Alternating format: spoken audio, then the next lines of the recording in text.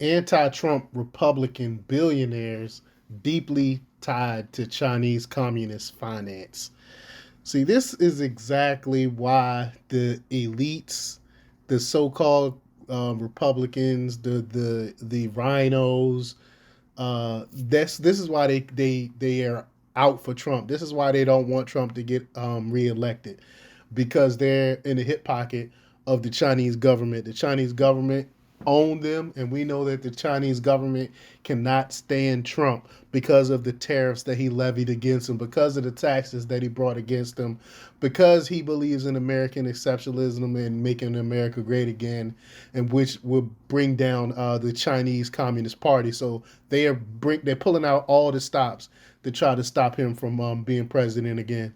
But before we get started, go ahead, hit that like button, share this out so we can get this information out there. Subscribe if you're not already a subscriber, and hit that alarm bell so you know when I'm putting out new stuff. Now, when you hit that alarm bell, you can change it from personal to all. That way, you get all notifications from when I'm putting out stuff. Also, check out my link tree in the description. It has a link to my Patreon where I talk about things I can't talk about here. And there's also a link to my Instagram where I put out even more news over there. So check that out as well. All right, let's talk about this news. Many of the billionaires lining up against President Donald Trump 2024 campaign share more in common than exorbitant wealth. Perhaps it isn't a surprise that ruling class members with China links are lining up against a populist that says he wants to, quote, launch an all out campaign to eliminate Americans' dependence on China. So that wouldn't bode well for China, of course. Take the Murdochs, for example. Their New York Post mocked President Trump's campaign rollout with the headline, quote, Florida man makes announcement. So disrespectful. Perhaps Trump should respond by highlighting a more shocking headline. This one from Cricky in Australia. Quote: Murdoch Empire borrows 100 million from state-owned Bank of China. The article details how News Corp, the parent company of the New York Post and Wall Street Journal, took a nine-figure loan from a Chinese communist-owned bank. Now, why would they go to that bank? You got all the banks in the world. You decide to deal with the Chinese Communist Party bank.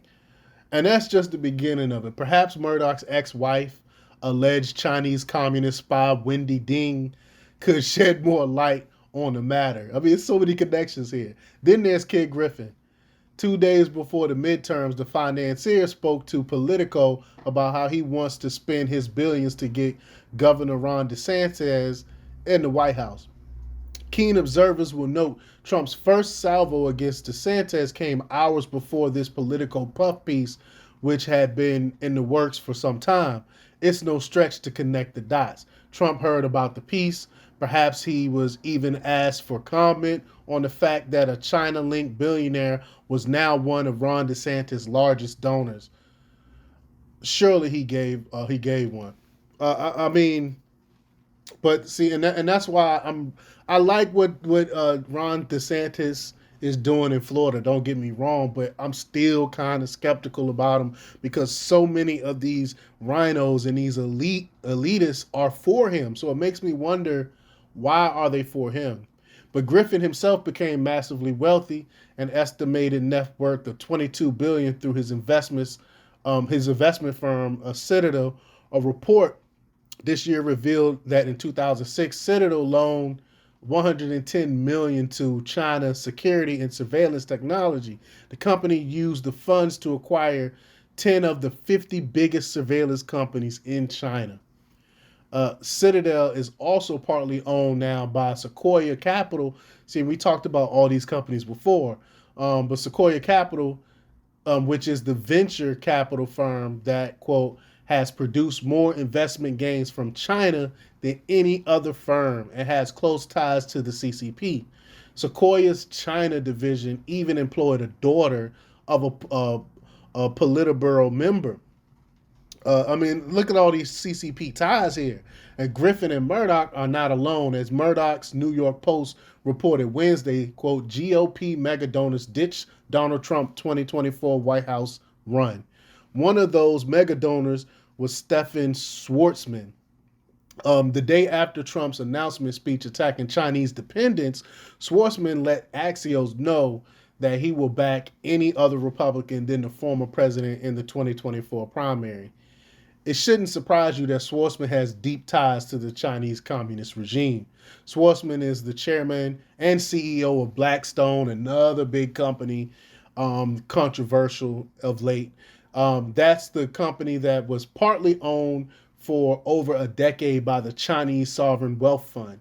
Between 2013 and 2018, his firm did $32 billion of Chinese deals, according to the Financial Times.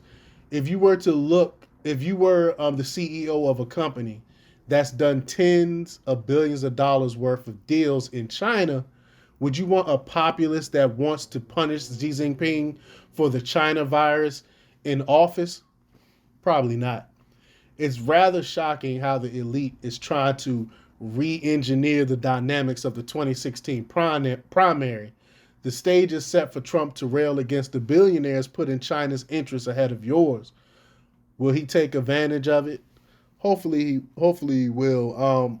And I'm gonna be doing more research and pulling out more of the communist China ties. I guarantee the majority of these people that's coming out against Trump has ties to the CCP.